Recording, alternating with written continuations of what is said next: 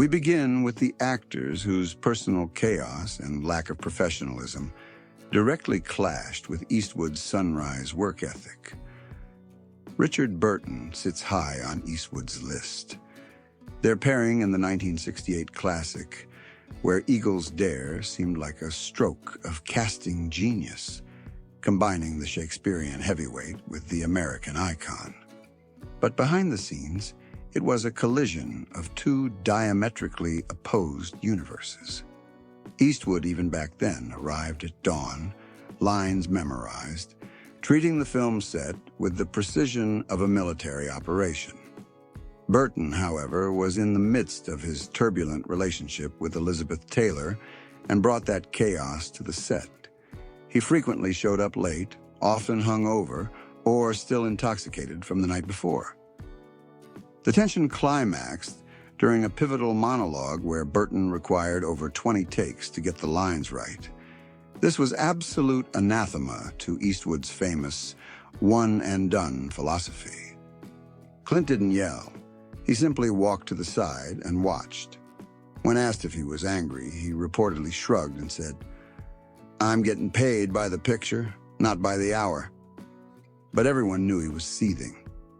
What truly cemented his place on the blacklist was Burton's arrogance. He was overheard dismissing the project as merely a paycheck movie. For Eastwood, who treats every role seriously, this was the ultimate insult. His final verdict on Burton: talented guy, wasted talent. The fourth spot on Eastwood's list belongs to Jean Seberg, whose life was as turbulent as it was brief. Their paths crossed in 1969 on the set of Paint Your Wagon, a high-stress musical that was already outside Eastwood's comfort zone. He needed a rock-solid partner. Instead, he found a co-star who was unraveling. Seberg was struggling deeply with personal issues that bled profusely into her work. The production often ground to a halt because she was having an emotional crisis in her trailer. Her emotional volatility meant that even simple scenes required multiple takes. Eastwood, ever the professional, simply walked away after the fifth interruption during a simple walk and talk scene, later returning to say, "Let's just get this done." What elevated Seberg to the permanent blacklist, however, was her disloyalty. When the film performed below expectations, she gave interviews implying that Eastwood's wooden performance had hurt the film. For the intensely private Eastwood, who believes loyalty extends beyond the final cut, this public criticism was a line that should never be crossed. Richard Burton wasted time through chemical chaos and disrespect. John Seberg wasted time through emotional volatility and public disloyalty. Which professional sin is the most detrimental to a film production? These three figures presented Eastwood with high-profile challenges rooted in aggression, entitlement, and philosophical overanalysis. The third name represents a direct clash of equally strong-willed talents. Tommy Lee Jones, who co-starred in the 1993 thriller In the Line of Fire. Audiences expected fireworks, and they got them. The friction began immediately with a battle for dominance. Jones brought a ferocious energy that often felt like he was trying to devour the scenery. He used method acting techniques, playing a deranged assassin obsessed with killing the president. The problem was, Jones reportedly refused to turn that hostility off when the director yelled, "Cut." He maintained an aggressive, predatory energy between takes. For Eastwood, this constant manufactured intensity was unnecessarily exhausting. He famously muttered, "Life's too short for that kind of nonsense." What cemented his place was his refusal to respect the set hierarchy. When they disagreed on a scene interpretation, Jones would dig his heels in, forcing multiple grueling takes. This direct contradiction of the one-and-done philosophy was the final straw. Eastwood saw Jones's behavior not as dedication, but as a lack of discipline and pure ego. While Tommy Lee Jones was a challenge of modern method acting, Kirk Douglas represented the challenge of unchecked old Hollywood entitlement. Douglas was famous for his raw willpower and his violent temper that never turned off when the cameras stopped rolling. Crew members described Douglas as impossible to please, prone to sudden explosions of anger that left people in tears. His legacy was built not just on talent, but on fear. Where Eastwood's stoicism was a choice to manage chaos, Douglas's tyranny was a choice to create it. Douglas believed the rules didn't apply to him. Eastwood, who grew up watching Douglas, recognized that this kind of uncontrolled rage was the ultimate form of wasting everyone's time and dignity. Eastwood's discipline was a direct rejection of the very tyranny that figures like Douglas embraced.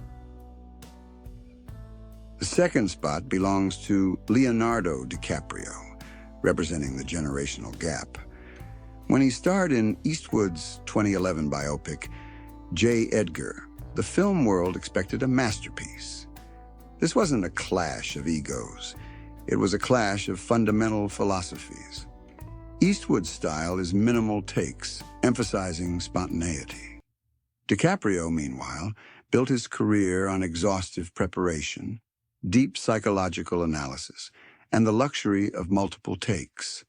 DiCaprio would often request additional takes to try different approaches. For Eastwood, this was torture. There was one pivotal emotional breakdown scene where Leo nailed it on the first take. But then, true to his method, Leo asked for another and another. By the sixth take, Eastwood had quietly walked away from the monitor.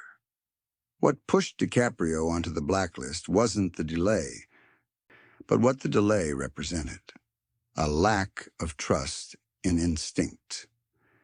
Eastwood later shared a sentiment that perfectly encapsulates the divide. Some people want to climb the mountain, others want to analyze the mountain. I just want to get to the top and enjoy the view. The true philosophical clash. Which approach ultimately finds more truth? Tommy Lee Jones's aggressive method acting, forcing the moment, or Leonardo DiCaprio's exhaustive overanalysis, killing the spontaneity? We have reached number one, the only person whose name evokes a genuine sense of disdain from the legend, representing everything he believes is wrong with Hollywood directing. The number one spot belongs to someone Clint Eastwood never actually directed or co-starred with: Barbra Streisand. Their decades-long philosophical feud represents the purest distillation of Eastwood's professional values coming into conflict with another filmmaker's approach. Streisand represents the ideology Eastwood finds personally offensive, the culture of excessive perfectionism and the control freak mentality that he believes strangles the life out of cinema. Streisand was known for her meticulous, almost obsessive attention to detail, often requiring dozens of takes to get the lighting or a line reading exactly right.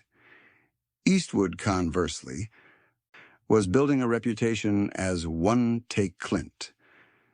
A producer once remarked that Clint could finish entire films in the time it took Barbra to shoot a single scene.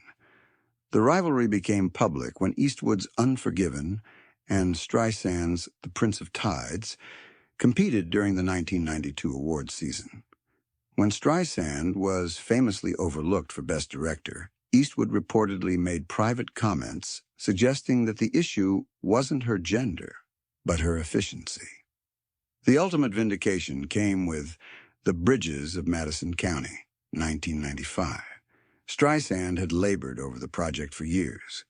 When she left, Eastwood stepped in, stripped the script down, and shot the film with his trademark speed. The result was a critical triumph. Eastwood had taken the material she had labored over for years and turned it into a masterpiece in a fraction of the time. By placing Streisand at #1, Eastwood is making a definitive statement. The greatest sin an artist can commit is to let their own ego and need for control get in the way of the simple, honest truth of the moment. The ideological war. Which philosophy ultimately creates a purer piece of art?